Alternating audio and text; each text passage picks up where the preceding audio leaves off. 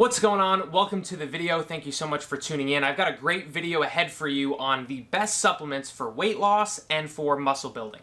And I actually made this awesome whiteboard with all the notes that I wanted to go over on it, but I couldn't for the life of me get the writing to be visible on the camera, so I'm just going to throw up a picture of exactly what I did. So there's a few very important things I wanted to cover in this video, so I really encourage you watch until the end to make sure that you get all the information you need. I put together these very simple notes and somewhat hieroglyphic looking things to remind me of what I need to touch upon to make sure that you get all the info that you need. So number one, I'm going to talk about something let's be clear about. Number two, best supplements for weight loss versus muscle building and what the difference is. Number three, I've got a whey protein container there. Number four, creatine question mark. Is that something that might be good for you? Number five is a picture of the sun that I tried to draw. I'll explain what that means. Number six, possibly a surprise for you that may be a little bit different from what other trainers may be telling you. Number seven, I tried to draw a picture of a bag of money, so my money, and I'm going to explain why I put that there, obviously. And number eight, I've got a garbage pail with a money symbol, so money that we don't want to throw away. So before we get into it, I do want to say that if you're new here, go ahead and click subscribe to get notified when I make more videos just like this every single week, assuming you get value from the video or you enjoy it. If you don't enjoy it, obviously you don't have to subscribe. Alright, let's get started with number one. So let's be clear, and what I want to be clear about is that before you start looking for supplements or looking for a quick fix or something to give you an edge, you need to have the two basic things absolutely implemented and set in stone in your life. And those two things are a proper strength training program, not random workouts, not, YouTube workouts that are meant for random people. You need an actual program that you're following, and you need a nutrition program as well. Not just eating healthy, not just winging it, not just cutting out carbs. You need an actual program and strategy that you're following. Because if you don't have those two things solidified, and if you're not already seeing some progress that you want to see, there's no supplement that's going to help you lose weight or build muscle without those two things already in place.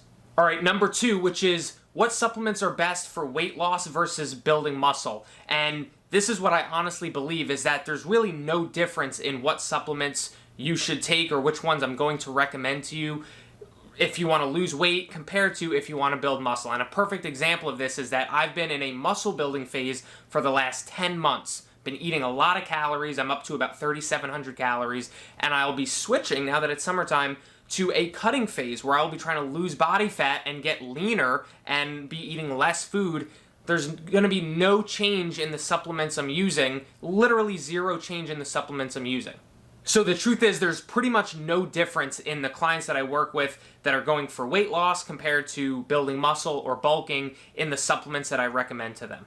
Alright, number three, and the first recommendation I have that I think is a good option for most people is a protein powder, whether that's a whey protein or a plant protein or whatever version of protein you prefer.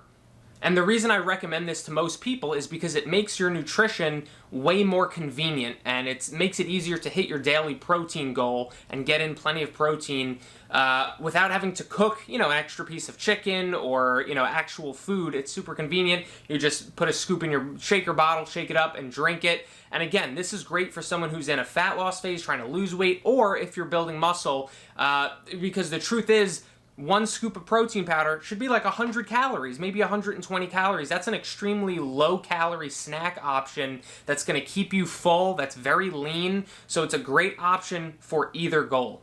And just to clarify, there's nothing magical about protein powder. It's almost as if you would eat, one piece of chicken breast. Very similar amounts of protein. There's nothing about the protein powder that's going to help you alone just build more muscle. It's just going to make it a lot easier, more convenient to eat more protein in the day. Alright, number four on the checklist is creatine question mark. So creatine, shocker, is the second supplement that I would recommend for most people. And this is for people who have strength-based goals as well and performance-based goals. They want to get stronger. They want to improve in the gym or in the workouts that they're doing. Creatine is actually one of the most researched supplements right after protein powder. People have been taking it for 20, 30, 40 years by now, and you can take 5 grams per day. You should take it every single day, even on rest days. And just regular creatine monohydrate is a great way to go, and it's super cheap. Between like 10 and 20 bucks for a container of creatine monohydrate is probably a good price. Now, creatine may help you get an extra rep or two in the gym and help with getting stronger very marginally, but it's not going to help you bench an extra 100 pounds or do anything, massively different than what you were doing without creatine. So like pretty much every other supplement, it can be a little bit helpful, but you shouldn't expect anything drastic to change once you start taking it. Number 5 on the checklist, I drew a picture of the sun. The reason for that is because the third supplement I'm recommending that might be a good option for most people is vitamin D3. So we get vitamin D from the sun by going outside, getting that sun on our body and on our skin. And turns out that like 75 or 80% of Americans are deficient in vitamin D. Getting in the proper amount of vitamin D3 can actually have a lot of various health benefits, including keeping your bones and your muscles strong, keeping your heart healthy, and also even stuff like being in a better mood and having more energy than if you were deficient in it. This is another product that's super cheap. I think I get mine for 13 bucks and it lasts me like 3 or 4 months. I recommend taking about 5,000 IU per day, and yeah, that's another one I recommend. All right, number 6 on the checklist is a surprise, possibly because I see a lot of trainers and coaches on social media telling people not to have this, but I'm gonna go ahead and say that it can be beneficial if you have fat loss goals or muscle building goals, and I'm going to explain why. So the final supplement that I would say could be beneficial is a pre-workout supplement. And I'd like to clarify that and put a disclaimer that not all pre-workout supplements are beneficial or even good, right? There's a lot of actually bad products on the market. If you find the right pre-workout supplement with an honest label and good ingredients and good dosages, it can absolutely help you get in a way better workout and be way more motivated and focused during your workout. And if you have more better workouts, you're going to burn more calories, you're going to possibly lift heavier, you're just going to see better results if you have more high-quality workouts throughout the course of a month. And an argument I often see against pre-workouts is that, oh, it's just caffeine and you might as well just have coffee instead, as a pre-workout. And that's totally fine. If you want to just have coffee before your workout, that is great. I've done that before, and, that is totally fine. But let's be very clear. The right pre-workout with a really good formula is on another level compared to a cup or two of coffee. It's just not in the same ballpark. You're going to feel like you're a superhero compared to if you just have a cup of coffee. I just want to say one last time that I'm not recommending you or anybody else go buy pre-workout right now. What I'm saying is it absolutely can be beneficial if you have fitness goals that you're working on, because I'm very confident you're going to have a better workout if you take pre-workout compared to if you don't. And if you have more better workouts, that's going to lead to better progress.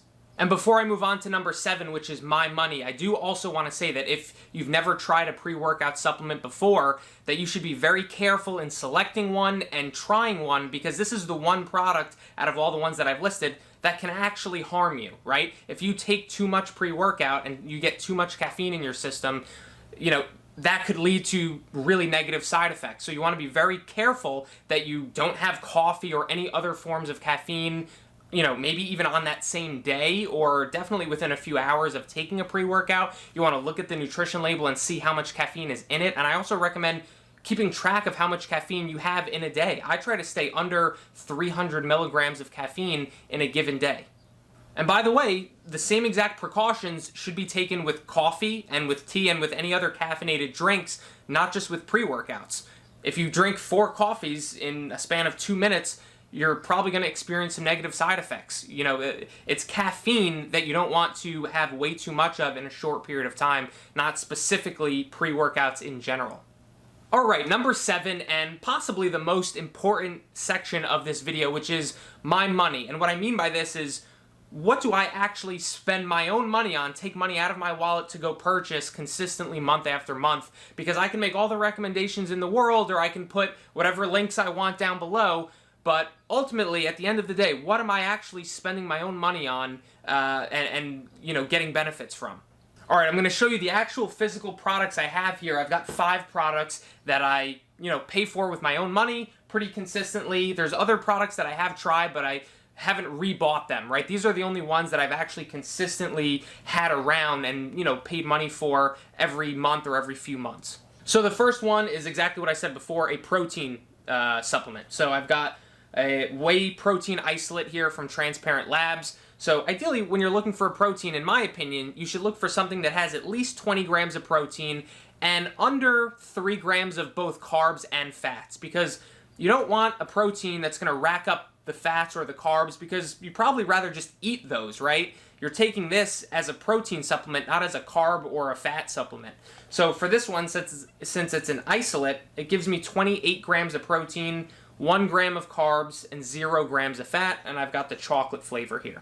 Next up, I've got a creatine monohydrate. This one is the bodybuilding.com brand, and this was like 10 bucks, and it got me like 80 servings. So I've had this for a while, super affordable, and super easy. I also get the unflavored kind because I like to put it in with other drinks like my protein shake or with something that's flavored, and that's the way I like to have it.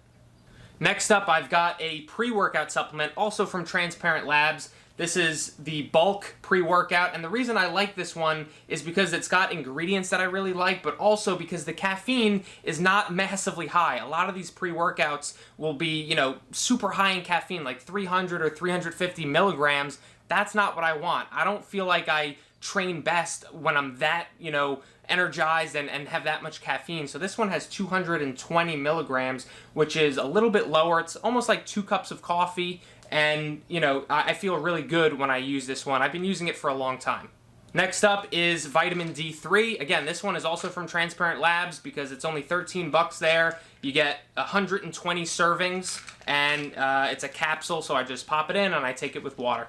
And the final product I have here, which is actually one I did not recommend earlier, is carb powder. I also got the Transparent Labs version. Literally what this is 25 grams of carbs, 0 protein, 0 fat.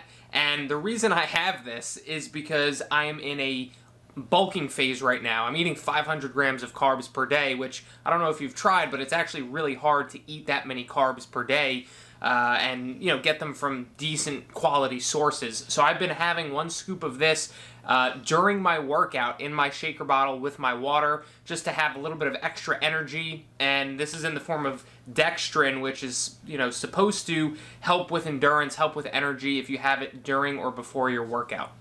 Now, actually, this is a product that I would only recommend for those in a muscle building phase, because when I transition to a fat loss phase, I'm not going to be eating 500 grams of carbs per day. I'm going to have way less food to utilize, and I'm going to want to use that on good quality whole foods instead of drinking some carbs in this. So I would not recommend that for a weight loss or fat loss phase. However, I have been using it for a few months now in my bulking phase.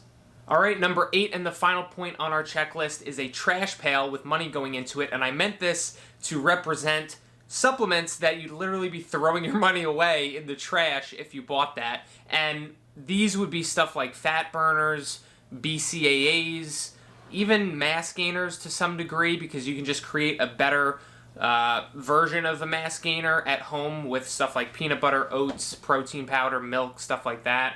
But I'm really not a fan of fat burners and BCAAs. I don't think they do anything that noticeable or give you any sort of tangible benefit to taking them, and I wouldn't recommend buying them. Otherwise, I would buy them myself.